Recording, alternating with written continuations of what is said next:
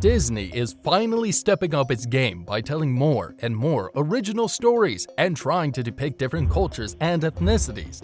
This time, it's Southeast Asia's turn to have its ancient culture represented in a mainstream media. To do so, Disney hired a team of writers and actors from Asian ancestry in order to create the most authentic film possible.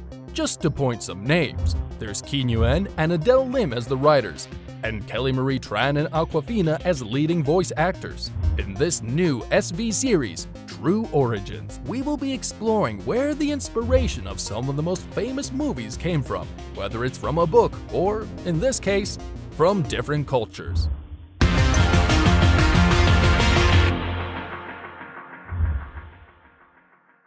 But first, please don't forget to subscribe, leave a like, and ring the bell so you don't miss any of the new videos. Here we go. For those who don't know what this movie is about, here's a brief synopsis.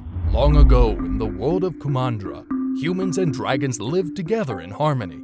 But when sinister monsters known as the Droon threatened the land, the dragons sacrificed themselves to save humanity. Now, 500 years later, those same monsters have returned, and it's up to a lone warrior, Raya, and her pet pill bug companion, Tuk Tuk, to track down the last dragon in order to finally stop the Droon for good. However, along her journey, she'll learn that it'll take more than dragon magic to save the world. It's going to take trust as well. The fantasy world of Kumandra is divided into 5 lands that forms the shape of a dragon. Fang, a thriving land surrounded by water. Heart, Raya's home, filled with magic through a crystal containing the last source of dragon power. Spine, an insular and remote land marked by xenophobia. Talon, the crossroads of a bustling floating marketplace. This region is full of movement and people, and to represent it, there's a lot of lights, which is a nod to the Lanterns festivals very common in various Asian countries like Thailand, the Philippines, Laos, and Indonesia. And finally, Tail, a remote desert that is becoming more isolated as water recedes. Southeast Asian people were very interconnected during the ancient times, but due to the colonialism, the different countries got divided as the time passed. The movie sure does take inspiration from these events, as they are an integral part of their history, and turns them into an appealing part of the story full of action and emotion. There are a lot of mythological stories and beliefs present in Southeast Asian communities and countries, and the most widespread ones are the ones involving dragons. Just like the dragon Sisu from the movie, in Filipino mythology, there's also a water dragon, which is called Bakunawa, a semi-divine being that can manifest as a serpent-like dragon or a human that is assumed to being able to cause eclipses, earthquakes, rains, and wind. It was generally believed to inhabit the water, but some understand it to live and fly in the sky or in the underworld. That's exactly some of Sisu's characteristics, like shapeshifting, causing rains, and being an excellent swimmer. On a higher level, people also believe the mythological dragon being capable of swallowing the moon and is commonly known as the moon-eating dragon, evolving both as a god according to the natives and as a demon by the Spanish colonizers throughout the archipelago. In Malaysia and Indonesia, it is known as Naga, or PHAYA, Naga, and MAHABHARATA. This dragon's importance is found in countries with a Hinduism and Buddhism background, as the ancient Majapahit, Srivijaya, Ayutthaya, and Khmer empires were strongly influenced in the first place. The myth tells that the dragon is living in the Mekong River, so it can be found in the majority of the temples in Thailand, Cambodia, Myanmar, and Laos. This dragon is surely the one serving as inspiration to the creators and animators, who gave a Disney-fied layer to the final Sisu. Also visible are the conflicting affairs between the tribes. It may reflect Southeast Asia's history of tribal war with each other before the colonizers invaded, and how they got divided. Considering some share the same ancestral origins, we can also see that the movie is trying to incorporate the Stone People mythology into the plot. The Stone People are most evidently known in Malaysia, as they have a creature called a Sang Kelembai, a giantess that curses animals and humans to stone. She is known to have originated from the hinterland of Pahang. The movie creators changed the giantess to these shapeless dark and purpled bodies named runes, resembling an Obscurus from the Wizarding World of the Harry Potter series, or the Spectrums from his Dark Materials. Even the sounds are familiar.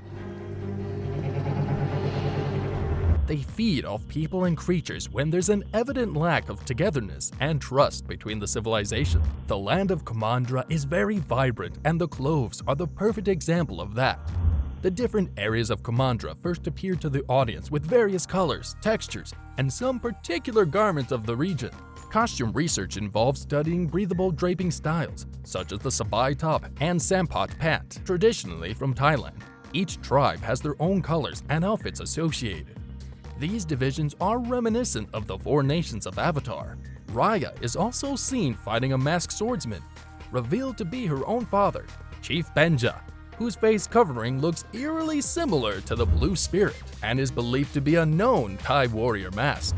The conical hat, famously recognized as the Asian rice hat, is known by different names depending on the region and country. It can be called sarakt, turung, saruk, or sayap. In pre-colonial times, it was a very functional hat that was vastly used by farmers, but also by warriors, especially the ones from Luzon. These in particular were called turong or salakot. Salakot is a Filipino term for a wide-brimmed hat that, just like the non la of Vietnam, nunggop of Thailand, and topi kaping of Indonesia, it could be made of bamboo, rattan, palm leaves, wax paper, or lately even plastic. They could be woven, sewn, or plaited. They could be plain, elaborate, dyed, painted, or with cutouts. They could be simple and utilitarian. They could be elaborate and decorative. These salakot could also be used by some royalty members as a form of a crown, decorated with silver, gold, and precious metals, and even turtle shells. Raya's sword, that originally belonged to her father, is called keris, kalis, or kris.